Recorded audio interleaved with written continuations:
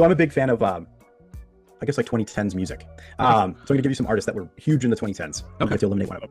We'll start with Drake. Then we're gonna move on to Taylor Swift. Then we will move on to, we'll keep the strictly music. Kanye West, Bruno Mars, and The Weeknd. Okay. And this is 2010s. 2010, strictly 2010's music.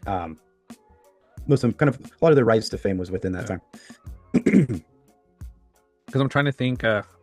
Kanye West. That was before he went into all his crazy music, right? Oh yeah, 2010? long Okay. before. I think that hit after COVID more. If I'm not After COVID, mistaken. right? Yeah. Yeah.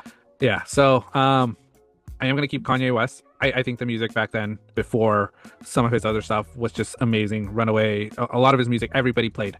You know, you can't say you didn't hear any Kanye West music beforehand. Gold Digger, Flashing Lights, memorable. I still listen to them. I'm cautious at times just because some of the stuff he has done recently is just controversial, and some of the things he has said is just crazy.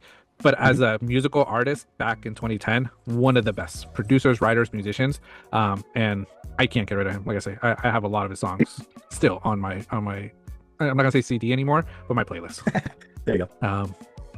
Then I'm gonna keep Bruno Mars. I'm a big Bruno Mars fan. I like all his music, even up to now. What he made when he was coming out back then, amazing music. And like I said, this is before his gambling debt. You know, I know he's doing a lot more now, trying to pay off Las Vegas. But before that, great guy, great collabs. Also, you know, Haley Williams for Paramore doing that collab with her. Yeah. Great song. So I can't eliminate Bruno Mars. I'm gonna keep Drake. I'm more of a Kendrick fan, but Drake has bangers. You can't say he doesn't, you know. And like I say, I understand there's, you know, you got to be Team Drake, Team Kendrick, but Drake had great songs. A lot of songs that people listen to, and people still get recite, you know, from memory. So even though we haven't seen Drake much back in 2010, was a big Drake fan. This is where it gets tough. The Weeknd, I enjoy his music, liked a lot of it. I'm gonna do this. I'm keeping The Weeknd. I did listen to a lot more of The Weeknd. I liked his music, his songs.